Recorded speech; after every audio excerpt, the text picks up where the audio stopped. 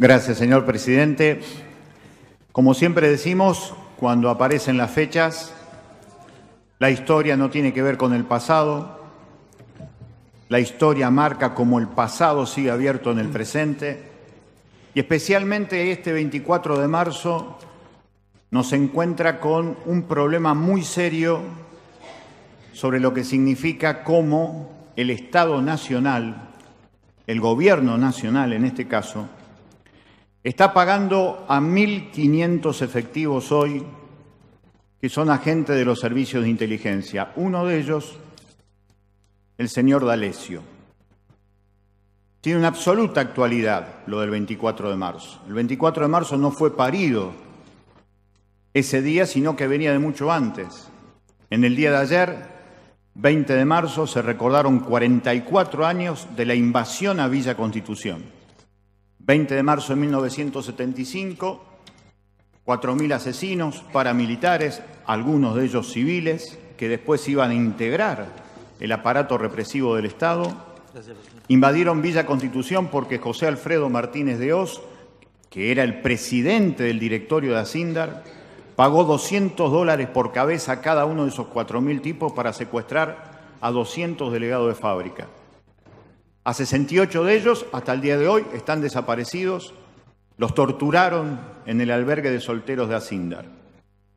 ¿Cómo tenía la información la patronal de Asindar de quiénes tenían que ser secuestrados? La información venía de adentro, pero también venía de los agentes de inteligencia, de lo que se llamaba PCI, Personal Civil de Inteligencia, que en la Argentina comenzaron a trabajar primero en 1957, cuando uno de los que después iba a ser gerente de Asindar, un tal Alcides López Aufrán, que luego sería nada menos que el represor del Cordobazo, fundó con los franceses lo que se llamó la Secretaría de Inteligencia del Ejército, año 1961.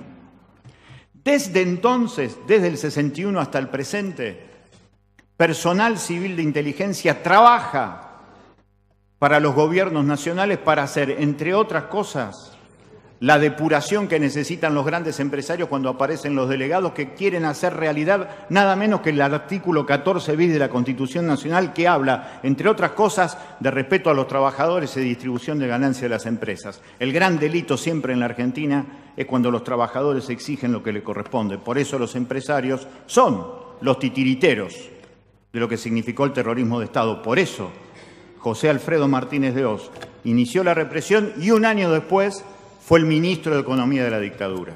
No es casual. El propio Martínez de Hoz había pedido un crédito de millones de dólares como titular de Asindar, no se lo habían dado, pero cuando asume como ministro de Economía le dan ese crédito de 600 millones de dólares que después un tal Domingo Felipe Cavallo, el 5 de julio del 82, hizo que esa deuda privada de Asindar y de 600 empresas se convirtiera en la deuda externa que hasta el día de hoy asfixia el presente de las argentinas y de los argentinos. El 24 de marzo no está agotado solamente en la memoria, no solamente está agotado en la fenomenal dignidad de cada una de las organizaciones defensoras de derechos humanos. No solamente se agota en la fenomenal dignidad de una generación que por amor dio la vida por la revolución. Porque siempre se dijo que la década del 70 fue una década de violencia. Mentira. Fue una década de amor, en donde el ejemplo individual tenía un gusto de saber que su destino individual tenía sentido en cuanto a lo colectivo. La felicidad era un derecho de todos, no la propiedad privada de unos pocos. Por eso lo desaparecieron. Por eso las patronales tuvieron miedo. Por eso las patronales desaparecieron a la mayoría de los desaparecidos. 6 de cada 10 desaparecidos, obreros y empleados. 6 de cada 10 de los desaparecidos, menores de 30 años. Es decir, la mayoría de los desaparecidos, jóvenes trabajadores con ideas revolucionarias. ¿Quiénes fueron los que impulsaron el golpe? ¿Quiénes fueron los titiriteros macabros? Los empresarios. ¿Quiénes fueron los títeres macabros? Las Fuerzas Armadas y las Fuerzas de Seguridad. Pero esa información venía del personal civil de inteligencia, de esto que trajo Alcide López Aufrán con los franceses en 1957 y que en 1961 ingresó ya en la órbita de los Estados Unidos cuando se constituyó el Servicio de Inteligencia del Ejército.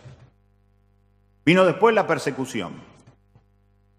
Se reabrió la democracia, tuvimos una reapertura gracias a la lucha que iniciaron los organismos de derechos humanos y la fenomenal militancia política.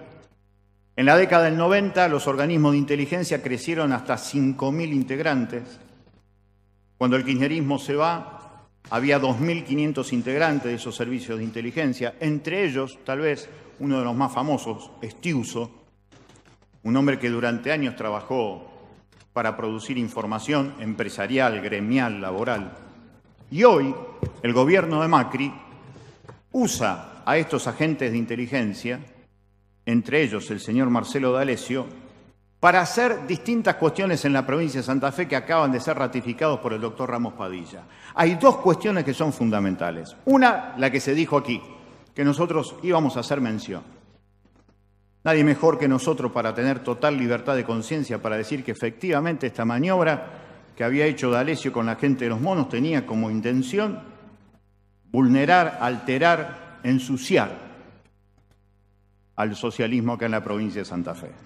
Y digo que tengo toda la libertad de hacerlo porque somos de las voces críticas de lo que ha pasado en relación a este desarrollo y crecimiento del narcotráfico en la provincia de Santa Fe.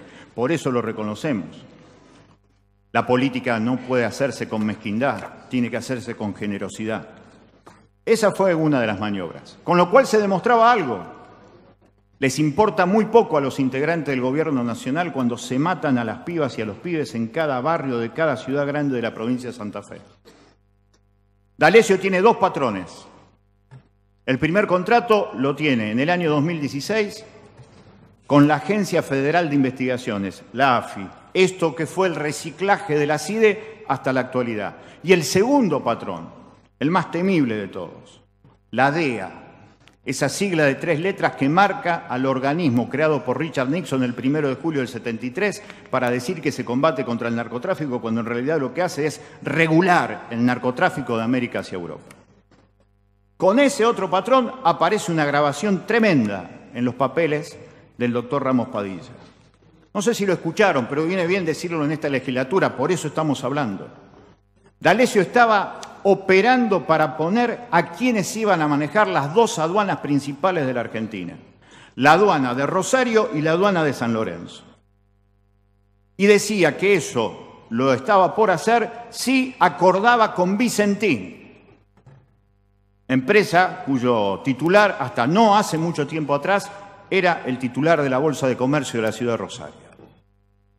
Es decir, D'Alessio estaba haciendo negocios espurios, era integrante de eso que se podría llamar los grupos de tareas de la dictadura reciclado en democracia, para hacer negocios a favor de un gobierno que quiere lugares claves como puertos, aeropuertos, para hacer negocios a favor de empresarios, algunos de ellos vinculados con el extranjero. Nosotros estamos convencidos que 43 años después del golpe, hay grupos mafiosos enquistados en el gobierno nacional y que como todo grupo mafioso que está enquistado en el gobierno nacional, hacen operaciones económicas y hacen operaciones políticas en donde lo que más interesa son los negocios de ellos y no la vida cotidiana de la gente que está tratando de empatarle al fin de mes en la provincia de Santa Fe. 44 años después, hay que recordar que ese golpe de Estado se inició de esa manera, con gobiernos que privilegiaban al sector financiero, a las empresas multinacionales y las relaciones carnales con los poderes del imperio, fundamentalmente con la CIA y con la DEA. Hoy, ¿cuál es la diferencia? La diferencia es clara. En aquel momento eran botas, ahora son votos. El problema es serio, es complejo. 44 años después, necesariamente lo que hay que pensar, 43 años después del golpe, 44 años después de lo que pasó en Villa Constitución, cómo seguimos peleando para que el derecho sea algo que tenga que ver con la vida cotidiana de las mayorías y no, insisto, el negocio de las minorías. Muchas gracias, señor presidente. Gracias, diputado.